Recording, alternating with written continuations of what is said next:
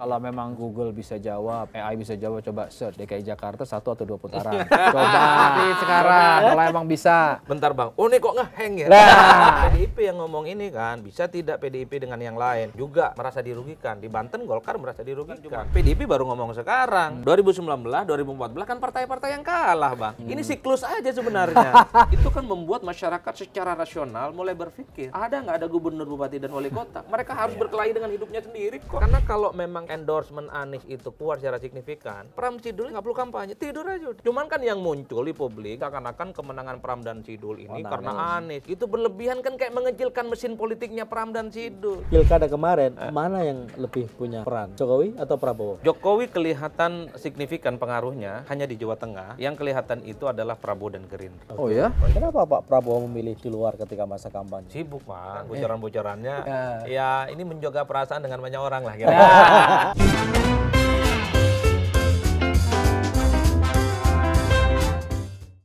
Kembali di Lanturan, ngelantur pasti, mudah-mudahan relevan dan cuan. Amin. Diduluin.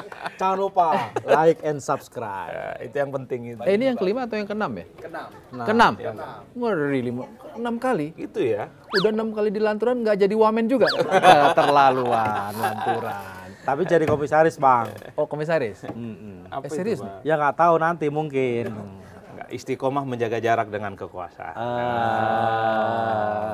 Itu sebelum di kabinet. Kalau di kabinet beda lagi karena ada yang seperti itu. Ya namanya hidup kan harus realistis. Iya, dinamis. Gitu ya. Atau bagian dari Atau strategi pakai pertahanan narasi juga. begini, ya kalau negara memanggil apa salahnya saya begini. Yap, saya per hari ini menganggap berbuat baik untuk bangsa dan negara nggak harus jadi menteri, tidak jadi Oke. wamen. Per hari ini ya? Per hari ini. 5 tahun kemudian belum tentu. Wallahu a'lam bishawab.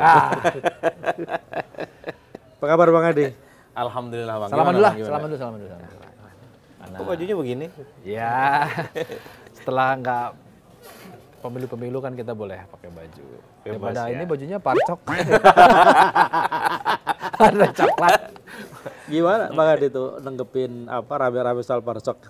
Ya biasa, bagi saya ini bagian dari ekspresi kekecewaan setelah pilkada ya. Jadi tuduhan-tuduhan penggunaan instrumen kekuasaan ini kan selalu muncul, mulai dari pilpres hingga pilkada, sehingga kemenangan yang didapatkan oleh paslon, termasuk di pilkada, itu kan didapatkan oleh intervensi kekuasaan. Kan itu yang disebutkan, kenapa Jawa Tengah kalah gitu kan, dan di berbagai tempat. Dan itu disampaikan oleh Sekjen PDIP yang saya kira pasti didasarkan atas realitas dan faktual. Cuman kan problemnya per hari ini setiap dugaan-dugaan aparatus kekuasaan, intervensi kekuasaan, kemudian tuduhan kecurangan yang dilakukan secara sistematis dan masif, itu nggak pernah terbukti Bang.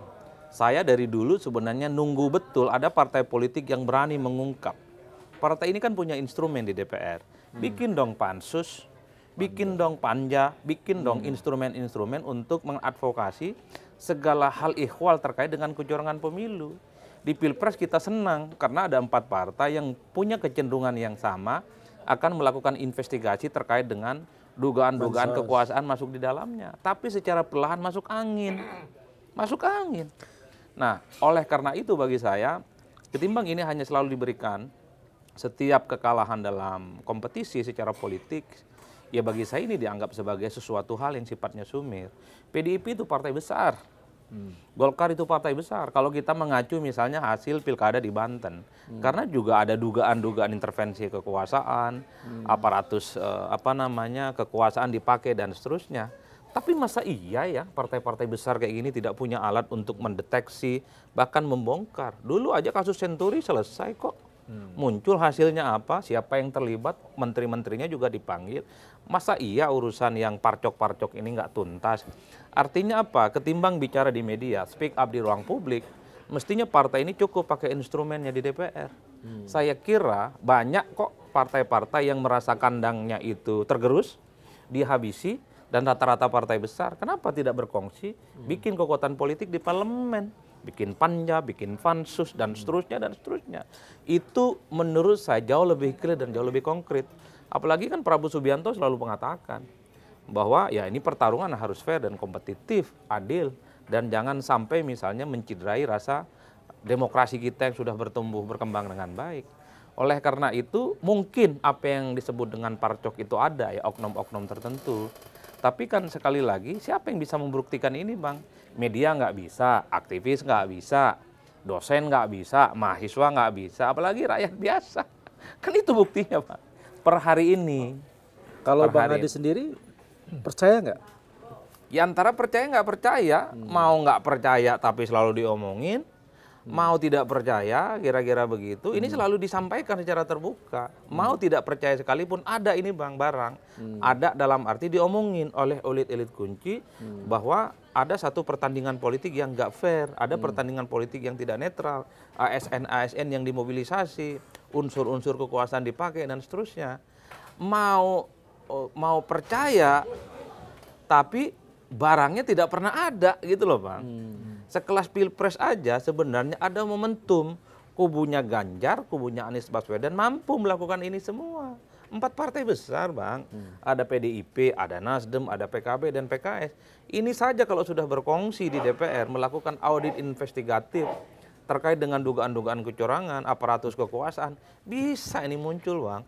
Minimal di situ misalnya rapat-rapat intensif dilakukan terkait dengan pihak-pihak yang dituduh. Artinya Bang Adi mau mengatakan dulu aja yang ada 4 partai besar yang dirugikan aja nggak jadi apa-apa ini barang itu. Betul, apalagi sekarang. Betul. PDIP yang ngomong ini kan, bisa tidak PDIP dengan yang lain.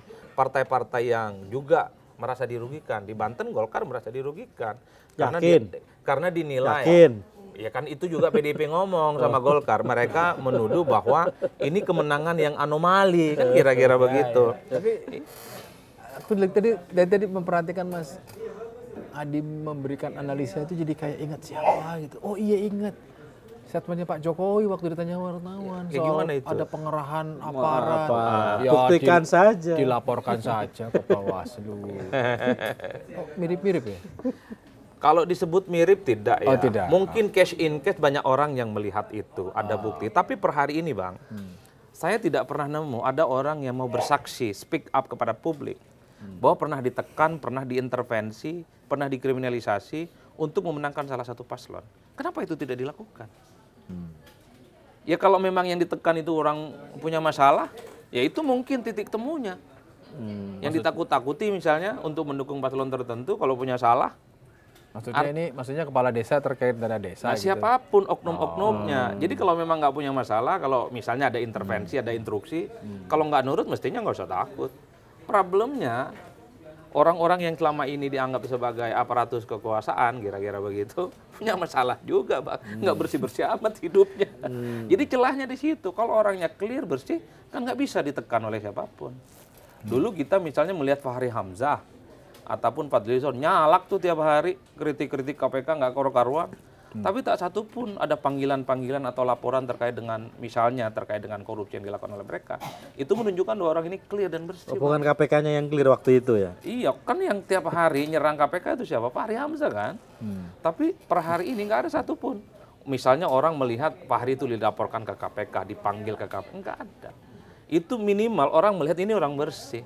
Tapi kalau di bawah aparatus di bawah itu orangnya nggak clear, laporan desanya nggak benar misalnya, kelakuannya miring-miring, jadi nggak usah diinstruksikan, melihat tanda-tanda aja udah ketakutan duluan kan gitu Pan, untuk tegak lurus memenangkan salah satu paslon. Jadi kuncinya menjadi penyelenggara ataupun oknum kekuasaan itu harus bersih dan clear, jangan nyerong-nyerong Bang. Jangan nyerong-nyerong. Jangan nyerong-nyerong. Jadi kalau ada tekanan gitu ini ya. mungkin ya yang disebut sama Suki di hukum sebagai alat politik, dan itu dilakukan. Artinya ada pelanggaran di depan mata sehari-hari yang harusnya itu dilakukan tindakan sebelum pemilu, tapi dilakukan pada saat pemilu. Nah, saya selalu mengatakan sampai hari ini tidak ada orang yang mau mati demi demokrasi, tidak ada orang yang mau mati demi pemilu, dan tidak ada orang yang mau mati demi pilkada, Bang. Apalagi orang itu nggak ada kaitannya dengan tim sukses dan tim pemenangan. Yang mau mati demi pemilu dan pilkada itu mestinya partai, tim sukses, dan tim pemenangan. Dan kandidat. Jadi kalau ada intervensi. Kalau enggak, konsultan politik enggak? Enggak, kan kerjanya profesional. Enggak demi mati, demikian. Demikianlah adanya. Artinya kalau betul ada tekanan, ada instruksi, ada perintah, lapor dong. Kan mereka memang hidup mati mereka di situ. Kalau pengamat, kalau peneliti, dosen, aktivis media, sifatnya kan cuman empowering. Ayo dong laporkan pihak-pihak yang terlibat. Jadi yang punya kepentingan langsung terkait dengan dugaan-dugaan penggunaan aparatus kekuasaan, partai, paslon, dan tim sukses, Bang. Mereka kan hidup matinya di situ. Kalau memang merasa dirugikan, ayo dong tempur sampai titik darah penghabisan. Kita seringkali disodorkan pemandangan seperti itu yang dibilang Mas Adi, bahwa bawa dong bukti-buktinya. Temuan-temuan itu kan di sidang MK. Kalau ada perselisihan, masing-masing yang menggugat atau tergugat membawa itu. Saksinya dibawa, kesaksian dia diintervensi dan sebagainya. Itu nggak cukup, atau jangan nunggu sampai di MK, tapi sebelumnya. Karena mekanismenya kan ujung-ujungnya ada yang namanya perselisihan hasil pemilu dan selalu di MK. Untuk membuktikan TSM atau enggak misalnya. Kan ada dua hal kan kalau soal keributan terkait dengan pilkada ataupun pemilu, kan sengketa hasil dan sengketa proses.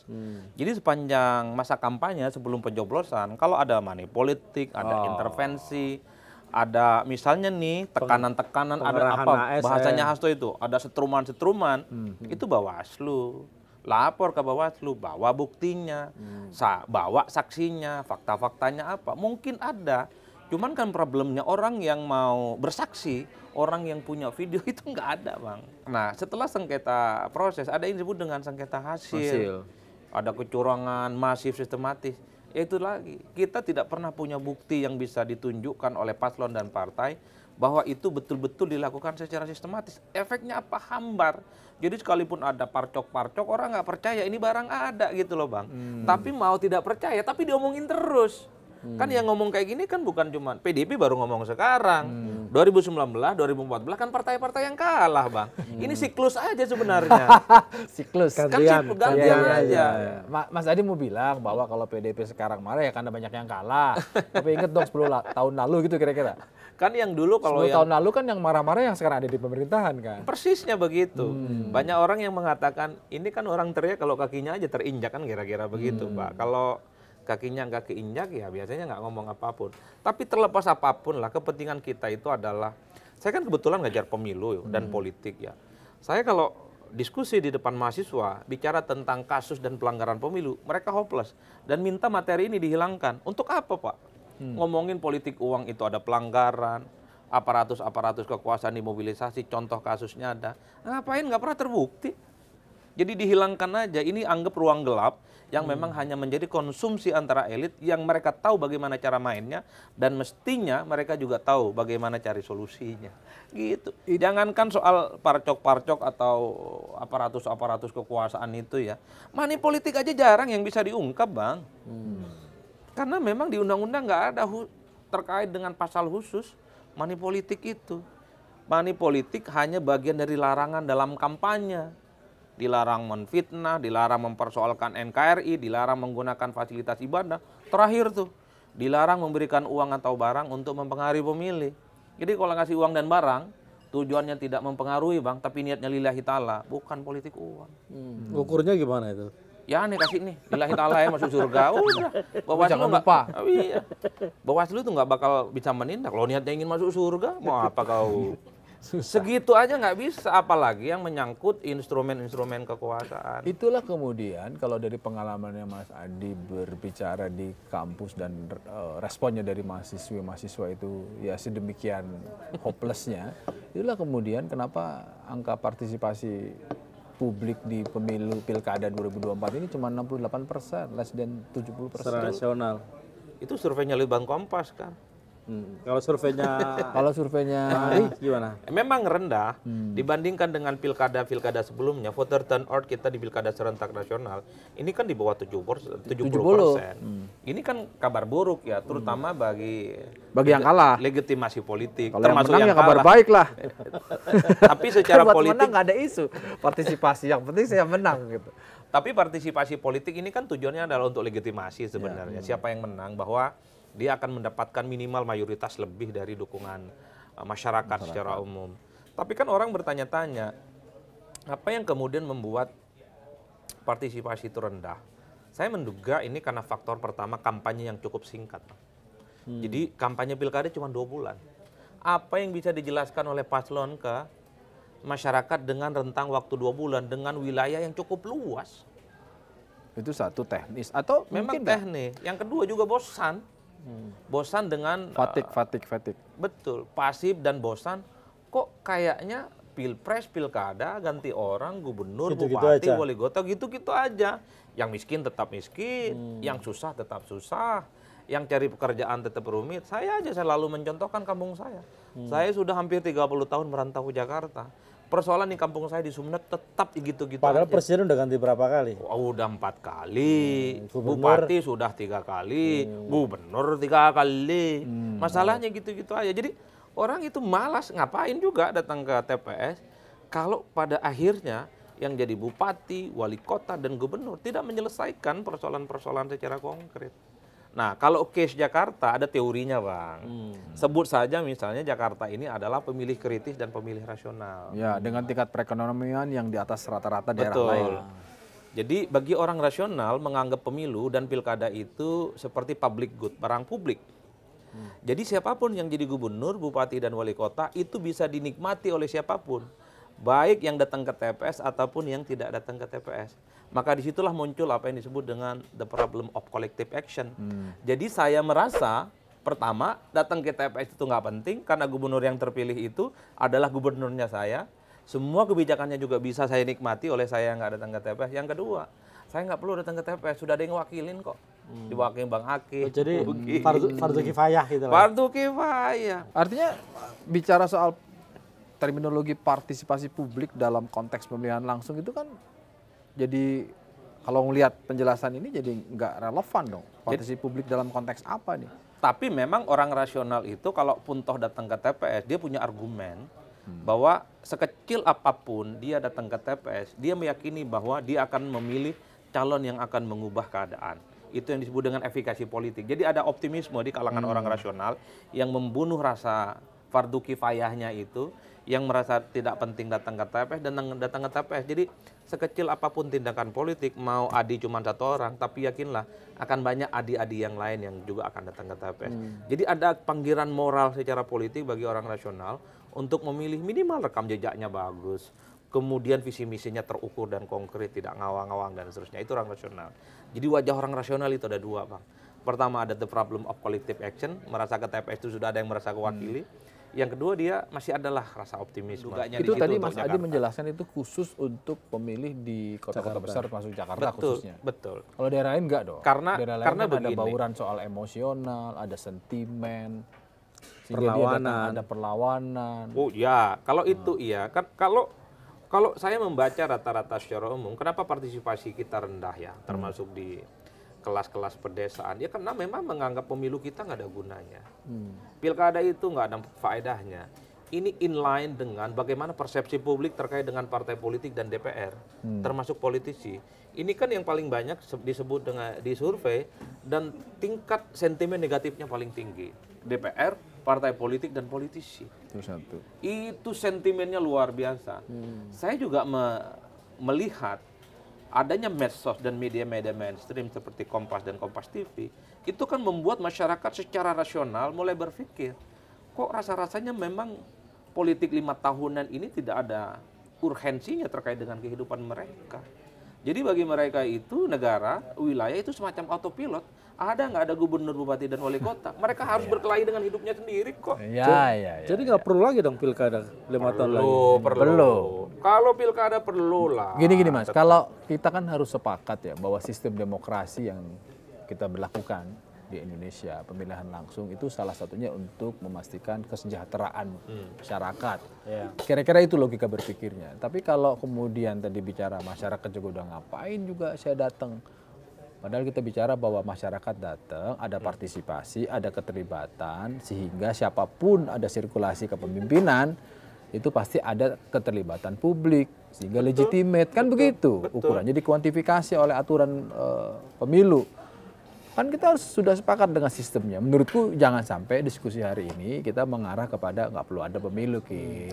Jadi Nggak salah. perlu ada demokrasi, Kim. Itu pertanyaan kan, penjelasan Mas Ari tadi mengatakan seolah-olah ada kesan di publik bahwa pilkada itu nggak penting gitu loh. Karena nggak ada kepala daerah sama-sama aja gitu loh. Sementara kepala daerah itu dilahirkan oleh sistem rezim pemilu misalnya dan pilkada gitu loh. Berarti kan ya kalau kita bicara silogisme berarti ya pemilu nggak penting dong, pilkada nggak penting dong. Atau kita cari akar persoalannya di mana. Kenapa masyarakat menjadi sangat apatis misalnya?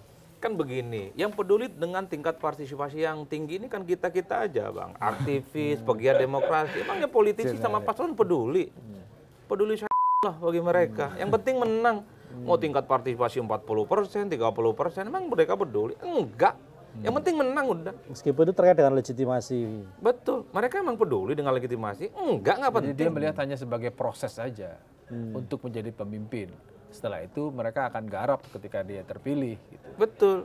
Kan itu yang saya baca. Jadi yang khawatir tingkat partisipasi rendah kita aja, Bang. Galau. Ini soal legitimasi. Kawan-kawan aktivis, pegiat demokrasi. Paslon-paslon memang nggak mikir mereka itu berapa persen orang datang ke TPS. Yang mereka pikirkan adalah bagaimana mampu mengungguli paslon-paslon yang lain dengan cara apapun. Bang Adi yang ngomong ini saya percaya. Kenapa? Karena klien-kliennya politisi-politisi itu.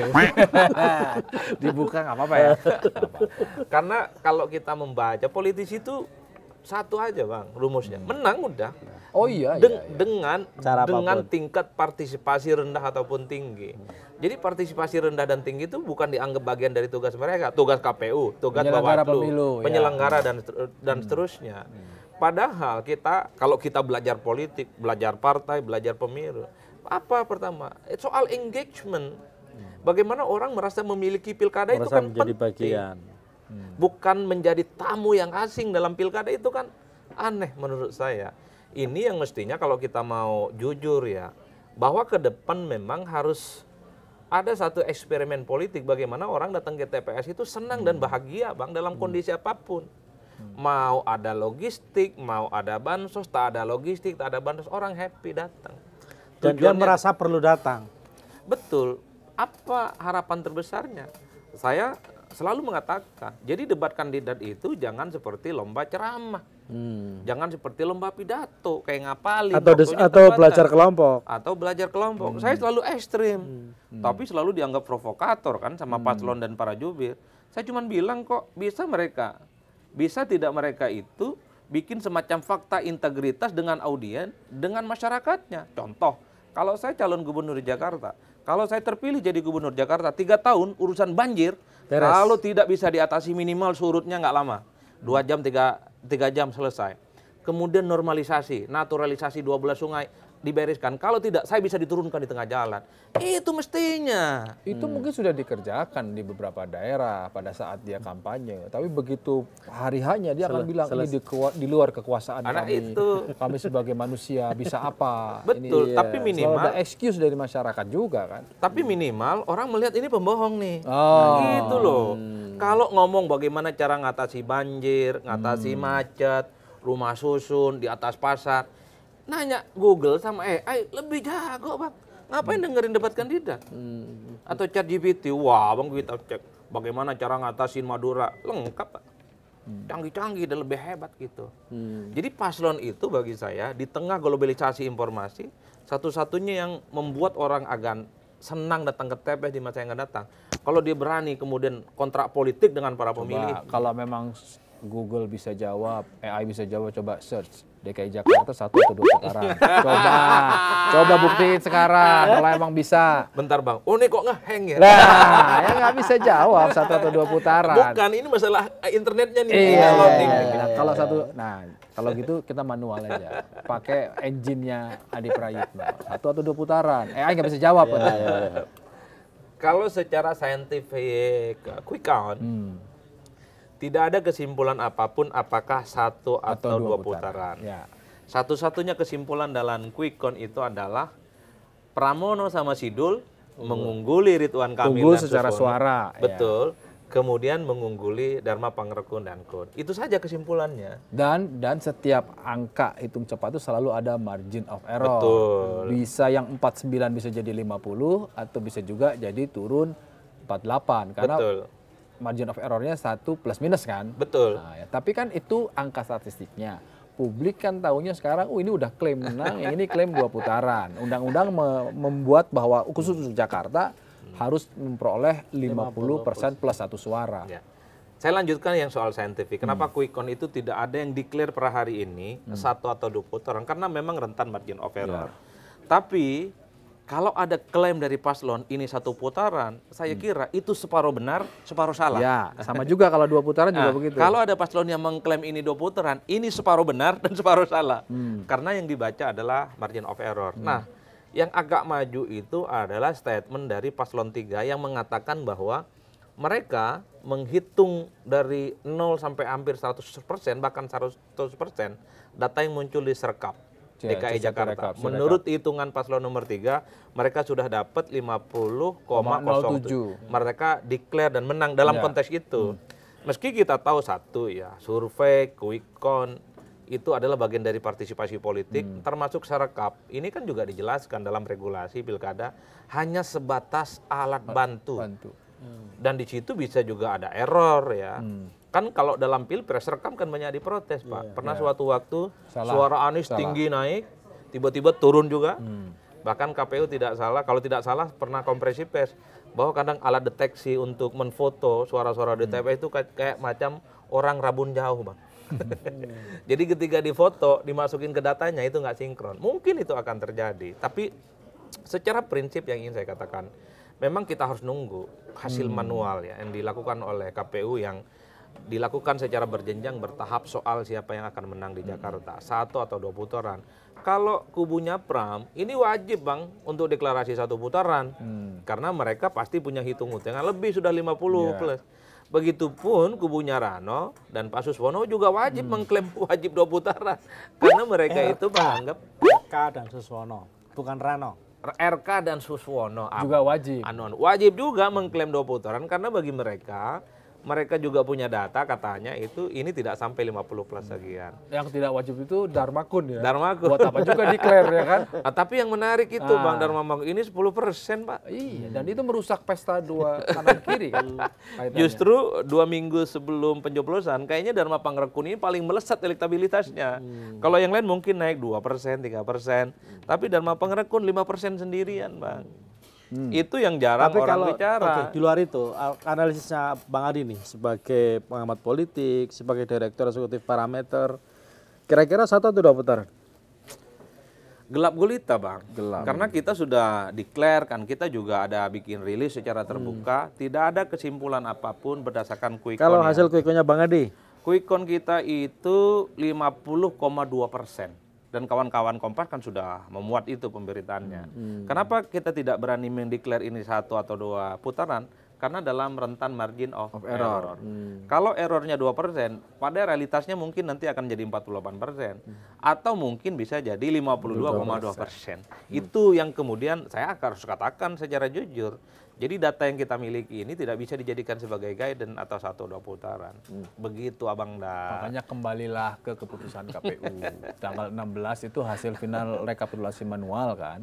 Tapi setelah itu kan dikasih ruang untuk melakukan uji PHP namanya. PHP, perselisihan hasil pemilu. Nah di MK ini yang dari penjuru manapun nggak bisa masuk tangannya. Iya benar. Bisa lah. Siapa tangannya siapa? Hakimnya lah, masa nggak bisa. Hakim MK. Hakim MK. Tapi kan secara sistem dibuka dia. Dan itulah yang dibilang wilayah yang sangat jauh dari jangkauan kalau sudah MK ini. Yang tadi Mas Adi bilang bahwa backgroundnya kalau dari data saintis ya begini hitung-hitungannya. Tapi kalau sudah sampai tahapan pemilu dan undang-undangnya sebelum penetapan harus melalui PHP di MK, gimana cara menakarnya? Mungkin nggak? Ini kita berkaca dari ya 2019 kan belum lama lah. 2024 juga belum lama. Tinggal nanti kita tunggu ya, karena soal PHP Pilkada, Kabupaten, Kota, dan Provinsi ini kan sudah mulai bermunculan nih. Kemungkinan Banten, kemungkinan Jawa Tengah, kemungkinan Jakarta gitu ya, Jawa Barat, dan banyak tuduhan. Tinggal kita cek nanti nih, sejauh mana paslon-paslon yang menuduh ada kecurangan secara sistematis dan struktur ini terukur dengan fakta-fakta yang akurat, Bang. Karena itu kuncinya di MK. Kalau MK melihat tidak ada bukti yang kemudian bisa dijadikan guidance, itu pasti akan ditolak. Pasti akan ditolak. Tapi kalau memang buktinya terukur, misalnya ada kecurangan yang diduga, dilakukan secara TSM, pasti akan diterima. Diterima dalam arti bahwa ini akan disidangkan secara umum. Dipanggil saksi-saksi, akan dipanggil bukti-bukti. kemudian akan diperlihatkan kira-kira di mana letak kekalahan, di mana letak kecurangan, yang kemudian ini akan berdampak secara signifikan terkait dengan pilkada. Tapi yang ditunggu oleh publik itu kan yang kayak model Jakarta, Bang. Ini kan selisihnya 0,0 sekian persen. Di dalam rentang margin of error. Betul. Kalau misalnya KPU Jakarta memutuskan bahwa ini pilkada satu putaran misalnya, cuman misal 50,07 misalnya, seperti klaim nomor 3. Tapi tiba gugatan di MK, 0,7-nya hilang cuma 50, kan bisa 2 putaran. Misalnya, kalau MK menemukan ada bukti-bukti yang terkait dengan kecurangan-kecurangan yang menurut nomor 1 itu sedang mereka kumpulkan saksi-saksi, para pada relawan yang mencoba untuk melihat bahwa ada tindakan-tindakan yang merugikan mereka. Kan pada akhirnya ya MK lah yang akan jadi ujung tombak. Tadi kan dijelasin kalau mau masuk ke MK itu kalau nggak bukti-buktinya kuat, terstruktur nggak akan mungkin disidangkan. Ya, betul. Nah kalau ngukur Jokowi dan Prabowo efek di pilkada bisa nggak diukur di MK? Itu lorong gelap, Abang. Oh, lorong gelap. Lorong gelap. Karena begini, MK ini putusannya kalau mau jujur sebenarnya banyak yang positif, banyak juga yang negatif. Contoh, yang soal putusan MK 90 terkait dengan syarat capres dan copres itu kan menimbulkan kegaduhan nggak selesai-selesai. Per hari ini. Tapi kemarin sebelum pilkada banyak juga yang mengapresiasi ketika ada putusan Mahkamah Konstitusi nomor 60 bahwa ambang batas syarat untuk menjadi gubernur wakil gubernur tiba-tiba turun. Dari 20 jadi turun. Orang kan banyak senang. Jadi orang menganggap ini MK ini gelap gulita. Kemana kira-kira iman politiknya? Tapi kalau Jokowi efek sama Prabowo efek di pilkada enggak dong. Kalau kita ngelihat misalnya di Jawa Tengah sudah ada beredar foto Pak Prabowo menyampaikan statement langsung mendukung Video. Video. Kalau itu dalam konteks itu nggak perlu di MK kan? Itu cukup. Kalau itu, ini saya bicara MK tadi. Kalau konteks Prabowo efek, Jokowi efek, bagi saya gini, Jokowi itu sangat terasa memang efeknya cuma di Jawa Tengah. Itu harus diakui. Plus ada endorsement terbuka dari Prabowo Subianto, Bang. Jadi saya membayangkan kalau M. Lutfi, kalau tidak berangkat dari Gerindra, kira-kira begitu, kok rasa-rasanya agak sulit juga melawan basisnya Banteng ini. Karena sudah banyak contoh kasus yang dilawan oleh Gerindra, sekalipun lawannya yang diusung itu tidak kuat, menang. Banten, Bang. Andra Soni itu kan surveinya juga jauh di bawah Airin. Bukan cuma survei, Pak, gelap gulita. Dibandingkan dengan Airin yang sampai Sidratul Muntaha. Kenapa bisa menang, Bang Adi? Kenapa? Kenapa bisa menang? Di mana itu? Di Banten. Andra Soni. Oh iya, Banten ini rumit ya, dan unik juga. Apalagi pemilih kita secara umum termasuk di Banten. Kenapa bisa menang? Karena lawannya kalah. Ini, jadi pemilih kita itu sekarang mirip-mirip ini, Pak, pop cultures. Jadi suatu waktu suka orang, tapi suatu waktu dia berubah, akan benci sama orang. Itu yang seringkali tidak bisa dibaca dalam siklus pemilih kita oleh paslon. Jadi kalau elektabilitasnya sampai ke langit, seakan-akan tidak bisa turun ke jurang bumi, nggak bisa begitu, Pak. Dan kan dulu itu sebenarnya udah terjadi di kasus Pilpres kan. Betul. Ketika elektabilitasnya Ganjar di awal-awal sangat tinggi, betul. tiba-tiba menjelang akhir juga. Termasuk di Jakarta kan, RK Suswono, nggak ada lawan tanding ketika ada Pram dan Nambal, cara turun. Dan di berbagai tempat, kayak Sulut kalau tidak salah, itu kan Pak Edi Lasut juga tinggi elektabilitasnya, Bang. Tapi kalah juga dengan orang yang selama ini tidak diprediksi. Di NTB juga begitu. Gubernur pertahanan kalah dengan sosok yang dinilai tidak dipersepsikan. Yang ingin saya katakan adalah, kalau kita membaca survei, ada yang disebut dengan Bradley Effect. Jadi salah satu calon lah gubernur, kalau tidak salah di Amerika, di survei-survei dan pollingnya kuat. Bahkan H-1 dia masih unggul dibandingkan dengan lawannya. Namanya Tom Bradley ini yang unggul, tapi tiba pas pemilihan dia kalah. Mungkin waktu di survei banyak masyarakat yang menyembunyikan perasaan dan pikirannya. Dipastikan bukan karena bansos kan kalau di Amerika. Kayaknya enggak. Termasuk Donald Trump kan diunggulin tidak diunggulkan dalam survei dalam Pilpres pertama. Jadi yang kayak gini sering disebut sebagai anomali. Tapi secara prinsip yang ingin saya katakan adalah kekuasaan Tuhan. Jadi yang menang gubernur, bupati dan wali kota itu sudah takdir Allah sebenarnya. Ya, susah kalau udah ngomong takdir. Kayaknya udahan aja deh. Sebentar, aku mau nanya. Jadi kalau menurut Bang Adi, di pilkada kemarin mana yang lebih punya peran, Jokowi atau Prabowo? Dalam konteks Jokowi efek, Prabowo efek. Jokowi kelihatan signifikan pengaruhnya hanya di Jawa Tengah dan selebihnya tidak terlampau kelihatan. Yang kelihatan itu adalah Prabowo dan Gerindra. Oh ya? Iya, saya melihatnya di situ. Contoh, kalau memang Jokowi itu kuat juga di berbagai tempat, di Jakarta mestinya juga harus menang satu putaran. Karena Jokowi yang memberikan endorsement terbuka kepada Pak Ridwan Kamil sejak awal. Dan itu disertai dengan instrumen-instrumen para pendukung politiknya. Mengamplifikasi bagaimana Pak RK itu adalah orangnya Jokowi. Tapi nyatanya nggak terlampau kuat. Itu harus diakui. Kenapa saya sebut di berbagai tempat itu yang kuat Prabowo dan Gerindra? Yes, inilah cara mengukurnya satu. Apapun Lutfi itu kader Gerindra, Pak. Sekalipun baru beberapa bulan yang lalu. Saya membayangkan kalau tidak didukung oleh Gerindra, sekalipun didukung oleh Pak Jokowi, melawan Bandeng itu rata-rata agak rumit, Bang. Jadi instrumen dan mesin politiknya Pak Prabowo itu cukup kuat. Apalagi Prabowo memberikan dukungan terbuka. Prabowo itu bukan hanya ketua umum partai bagi saya, tapi adalah presiden definitif. Setiap statement-statement dan pernyataan sikapnya itu semacam fatwa politik. Jadi sesuatu Bagi kadernya atau bagi masyarakat? bagi kadernya yang harus meyakinkan masyarakat untuk memilih yang calon. Termasuk di Banten, ketika Pak Prabowo memberikan statement politik dukung Andra Soni, itu berlipat ganda mesin politiknya, Bang. Jadi mesin politik yang selama ini terafiliasi dengan Airin, itu secara perlahan hijrah dan migrasi, entah dengan cara apa. Jadi Prabowo, Bang. Jadi Bang Ade ingin mengatakan bahwa saat ini dibanding Jokowi sama Prabowo, kuatan Prabowo. Kalau saya tidak mau membanding-bandingkan dua-duanya, karena disebut provokator terus. Yang ingin saya katakan adalah mungkin orang menyebut Jokowi efek kuat di Jawa Tengah ataupun di Sumut. Tapi ingin saya katakan, apa yang dilakukan oleh Pak Jokowi dengan endorsementnya, dengan pengaruhnya, yang dapat untung banyak itu adalah Prabowo dan Gerindra. Karena di wilayah-wilayah kunci ini yang jadi adalah orangnya Prabowo Subianto. Jawa Barat, Dedi, Gerindra. Banten, Andra Soni, Gerindra. Di Sumut yang sana, Gerindra. Tapi kalau Jawa Tengah enggak dong, partainya Gerindra secara administratif. Oh iya, partai, kalau pencalonan. endorsement Tapi kan personal. secara personal memang ini orangnya Pak Jokowi. Kalau endorsement Pak Jokowi di Jawa Tengah terasa kuat. Jelas. Cuman saya membayangkan, kalau di Jawa Tengah, M. Lutfi ini berhadapan dengan jagoan Gerindra, saya tidak membayangkan akan menang seperti ini. Minimal persaingannya lebih Jagoannya kuat. udah Dewa Mentan.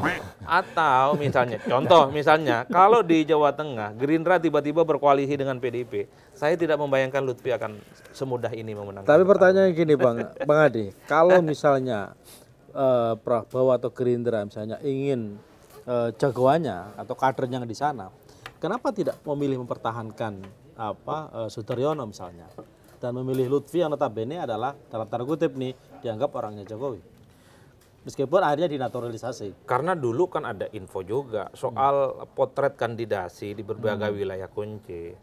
Kan Pak D ini kan determinan karena posisinya masih sebagai presiden. Termasuk info di kawan-kawan media, Bang Hakim sama Bang Udi ini kan pura-pura tak tahu aja kan. Kita butuh RK kan penjelasan. sebenarnya RK dan Golkar lebih mau supaya di Jawa Barat. Apapun ini kan basis tradisional mereka. Tapi karena ada kekuatan lain yang meminta RK hijrah ke Jakarta. Tidak boleh tidak harus dilakukan ini barang. Jadi dalam konteks kandidasi harus diakui memang peran-peran Pak Jokowi selalu dikaitkan dengan sejumlah calon. Tapi setelah Pak Jokowi nggak jadi presiden 20 Oktober, saya membaca. Ingat loh, Pak Prabowo itu endorsementnya terbuka. Dan bagi saya orang seperti Pak Prabowo tidak mungkin akan mengendorse orang secara terbuka kalau tidak bisa dipastikan menang. Ini kan soal pertaruhan, Pak. Bukan hanya pertaruhan sebagai ketua umum partai, sebagai orang penting. Kalau saya melihatnya gini, bagi Presiden Prabowo yang dia punya 5 tahun ke depan akan menjalankan pemerintahan ini, dia pasti dong punya kepentingan dengan siapapun yang memimpin wilayah. Pasti. Iya kan? Karena pasti. itu bagian dari konsolidasi dia ketika dia memimpin. Kalau itu pasti. Iya. Seperti halnya misalnya dulu waktu PDIP berkuasa 10 tahun Iya. ya. Dan itu memang hampir semua kepala-kepala daerah mostly dan mayoritas dikuasai oleh mereka. Betul. Mereka memang punya kepentingan untuk konsolidasi di bawah. Tapi ingat, konsolidasi paling tinggi itu memang di Pilpres. Jadi seakan-akan gubernur, bupati, dan wali kota ini kalau sudah melawan presiden, kekuasaan, itu meleleh, tidak sesolid yang kita bayangkan, Bang. Jadi kuncinya memang presiden dan wilayah-wilayah kunci, terutama di Jawa, Jakarta, dan Banten. Makanya kalau kita hitung rata-rata untuk Jawa, Jakarta, dan Banten ini orangnya Prabowo semua. Gerindra lah terafiliasinya. Jawa Timur memang dulu orang menyebut sebagai orangnya Jokowi. Tapi apa iya di 5 tahun yang akan datang Hovifah akan selalu mengatakan orangnya Jokowi, pasti akan mengatakan orangnya Prabowo, Pak. Karena secara definitif yang jadi presiden adalah Itu kemudian tadi saya menyampaikan bahwa sudah pasti ya seorang presiden pasti punya kebutuhan.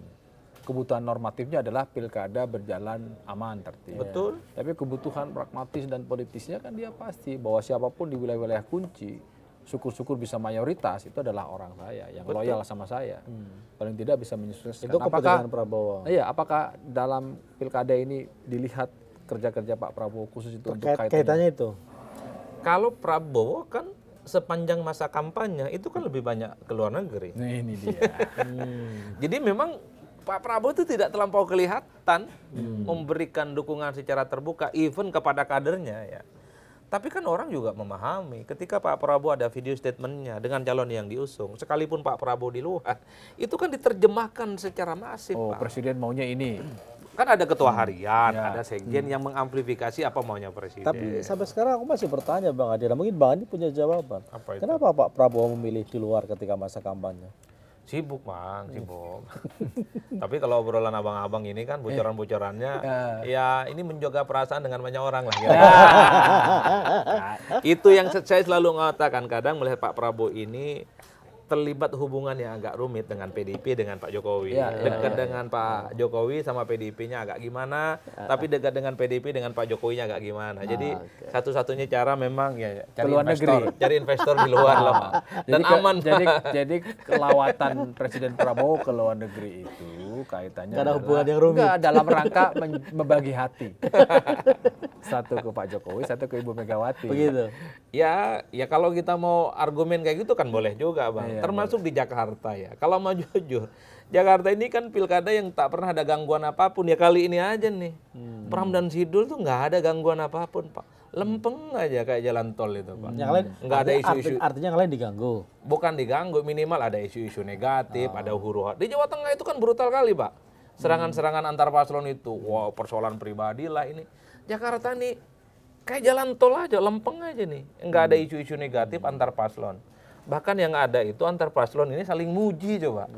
Itu yang agak rumit juga cara menjelaskannya. Terlampau mudah Pram dan Sidul ini, dalam tanda kutip ya, menang di wilayah yang menurut saya cukup strategis Jakarta. Karena Jakarta ini sering dianggap sebagai RI3, Bang. Kan cuma sepelemparan batu dari istana. Kan istilahnya di KN. Kan pasti begini, kalau sudah jadi gubernur Jakarta, ini belum ada yang 1 atau 2 putaran dan definitif ya. Kalau sudah gubernur Jakarta, pasti dikaitkan dengan 2029, Pak. Nggak ada cerita.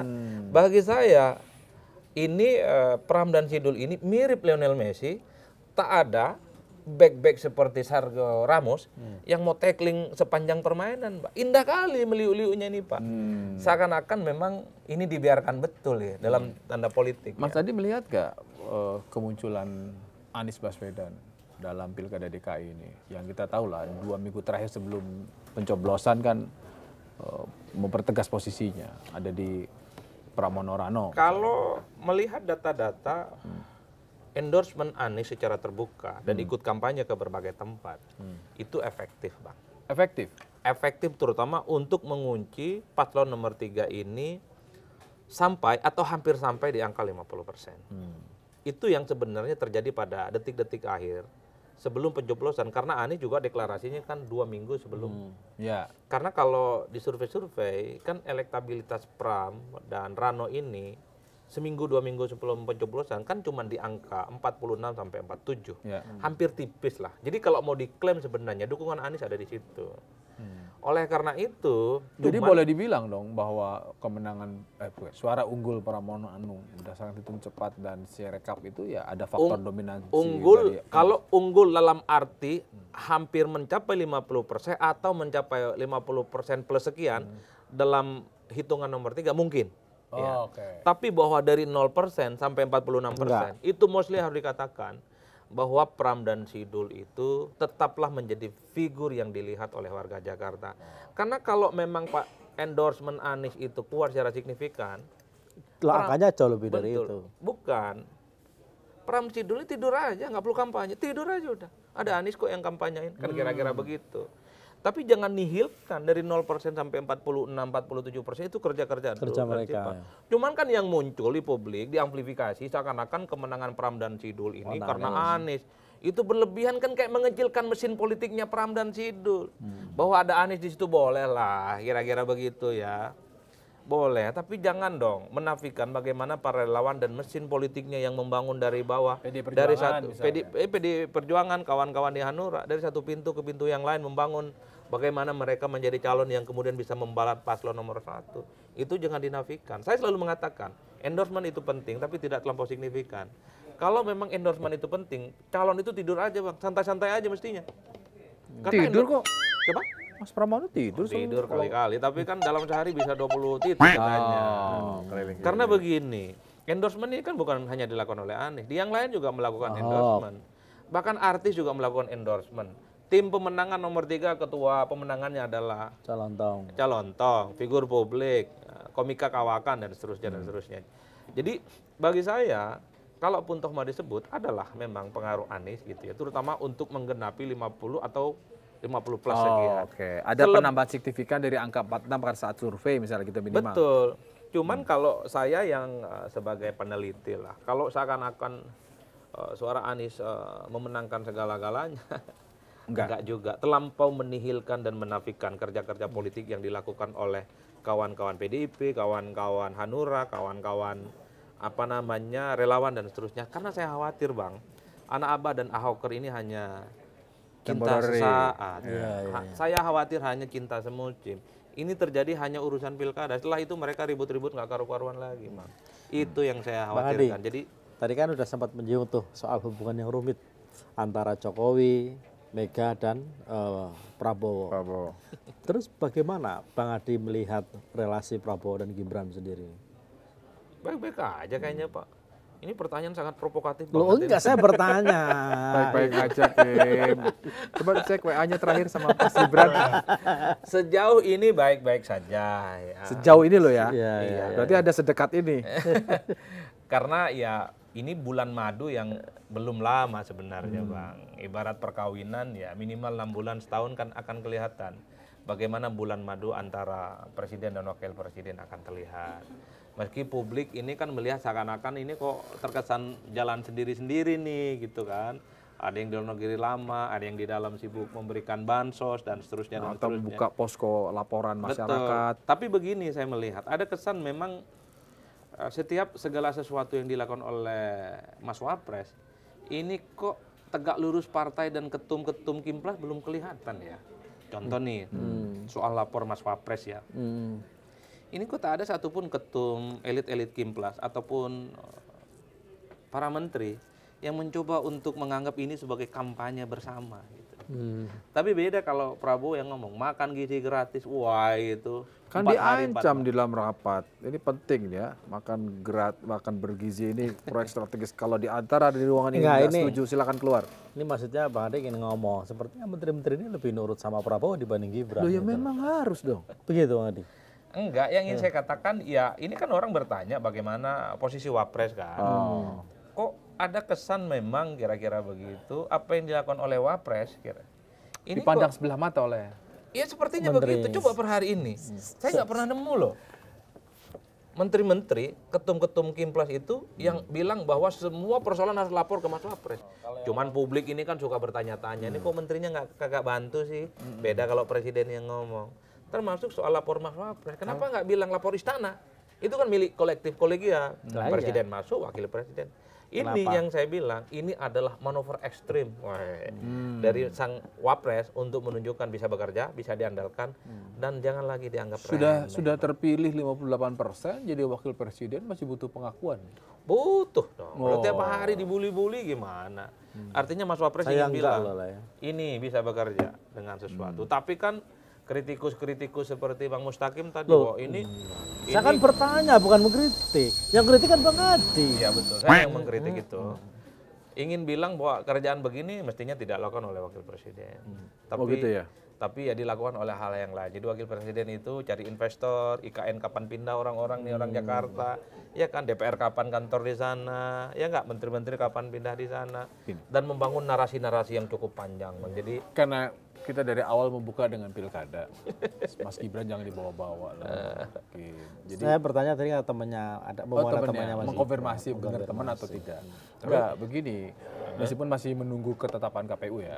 Artinya Jawa Tengah sudah pasti kadernya Pak Prabowo yang juga orangnya Pak Jokowi. Gubernurnya Jawa Timur Mbak Khofifah. Jawa Barat Dedi kader Gerindra, Sulawesi Utara masih nunggu, terus di Medan Bobi, di Sumatera Utara, kemudian di Sulawesi adiknya Pak Menteri kan, juga orangnya Pak Prabowo. Secara gambaran koordinasi presiden dengan segala macam kebutuhannya, contoh misalnya kalau targetnya 8% pertumbuhan ekonomi kan juga mereka juga harus ngelola bagaimana daya dukung daerah dan daya dukung pusat. Kira-kira ini akan menguntungkan, memuluskan seorang Presiden Prabowo dalam mengelola Indonesia 5 tahun ke depan dengan hasil sekarang ya, meskipun kita harus menunggu Putusan ketetapan KPU. Tapi kan hasil angka cepatnya sudah jauh lah, nggak bisa dikejar. Secara teori, hasil pilkada ini mestinya akan mempermudah bagaimana Prabowo Subianto akan mengakselerasi semua keinginan-keinginan politiknya. Secara teori. Secara teori? Iya. Oke. Karena saya kira Prabowo ini punya segala-galanya, Pak. Dulu Jokowi disebut sebagai triple minority waktu jadi presiden. Kalau Prabowo kebalikannya, bahkan lebih. Ini triple-nya sangat mayoritas, Pak. Ketua umum partai, pergaulan internasionalnya bagus, Luas. hubungan politiknya di dalam lagi cukup luar biasa, disegani. Per hari ini misalnya melihat hasil-hasil pilkada akan lebih banyak dikuasai oleh orang-orangnya Prabowo. Di atas kertas. Ini bagi saya adalah sebagai modal besar bagaimana Prabowo bisa menerjemahkan, mengaksentuasi keinginan-keinginan politiknya, terutama makan bergizi gratis. Jadi DPR nggak perlu lagi bicara tentang pentingnya ingin mengembalikan GBHN gitu loh. Karena ada kekhawatiran kepala-kepala daerahnya akan resisten, protes, dan tidak tegak lurus kan ke pemerintah pusat. Kalau melihat kecenderungan hari ini, mayoritas dikuasai oleh orang-orangnya Prabowo, mestinya pertumbuhan ekonomi 8%, makan gizi gratis, dan seterusnya selesai. Yang saya bayangkan ke depan adalah minimal pertama, Bang, swasembada pangan selesai. Oh, karena daerahnya semuanya nurut lah kira-kira Ini Jawa, Pak. Jawa itu kan orangnya Prabowo semua. Minimal orang Jawa Tengah, Jawa Timur, Jawa Barat, para petaninya udah bertani aja. Supaya kita ini tidak impor beras dari Vietnam dan seterusnya. Dan seterusnya. Saya kan kebetulan bertani, tahu persis, Pak. Hampir 40 tahun saya jadi petani, Bang. Segini-gini aja. Petani survei atau gimana? Petani, padi, tembakau, jagung, kedelai, hafal betul saya, Bang. Saya punya sawah, warisan emak di situ. Ya cuma 2 petak sih. Iya, iya. Yang ingin saya katakan adalah kan salah 2 satu petak itu satu petak 5 hektar. Berarti 2 kali 5. mana ada orang Madura yang sultan, Pak. Jadi Kecuali biasa-biasa kawan-kawan Artinya hasil pilkada ini mencerminkan gambaran bahwa ini modal besar buat Pak Prabowo. betul, minimal swasembada pangan karena Prabowo ini kan dan Gibran lah. iya, soal swasembada pangan, kemudian soal ketahanan energi. Ini kan banyak energi terbarukan, renewable energi kan, panas bumi, kemudian apalagi itu geothermal, mestinya dimaksimalkan. Support politik, support sistem, support infrastruktur politik, semua ada di Prabowo Subianto hari ini. Itu melihat hasil di Jawa di luar Jakarta kan? Di luar Ada Jakarta. Mas. Nah kalau Jakarta artinya Prabowo ya melihat itu signifikan nggak Jakarta sebagai bagian dari mendukung pemerintahan dia ke depan? Ya tetap dianggap signifikan. Tapi siapapun yang jadi gubernur, menurut saya, sekalipun misalnya Pramono Anung, kan PDIP juga bagian dari kekuasaan pemerintah. Secara tidak langsung. Kalau memang PDIP dengan Prabowo Subianto ini vis-a-vis, mestinya Ketua DPR nggak lagi Puan Maharani lah. Itu kan hubungan titik temu, Undang-Undang MD3 itu nggak diubah, itu menunjukkan bahwa Gerindra juga menganggap PDIP itu adalah partner.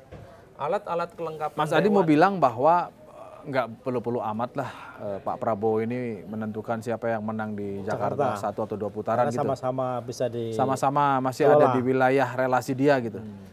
Itu terlampau jauh. Karena ini sudah hitung bertahap dan berjenjang yang dilakukan oleh KPU Jakarta. Tapi tentu ya kubu pemerintah kekuasaan berharap betul bahwa apa yang terjadi di Jakarta ini kan bahasa politik dari kekuasaan. Kepada kawan-kawan yang ada di kubu merah, bagaimana treatment politiknya, kenapa agak sedikit berbeda dengan di tempat yang lain, nah, kira-kira begitu. Oh lain ya, kalau khusus yang Jakarta. Ya treatmentnya kan memang sangat kelihatan, Kimplas itu nggak solid. Di Jawa Barat di Jawa Tengah, Jawa Banten ini Kimples solid sekali. Kenapa kok di Jakarta ini kayaknya Kimples ini nggak terlampau gaspol lah kira-kira begitu. Kalau gitu Mas Adi belum bisa menyimpulkan 1 atau 2 putaran, ya kan? Yang kita bisa simpulkan adalah Pilkada Jakarta putar-putar di situ aja. Ketemu lagi di Lampung. Luar biasa, mantap.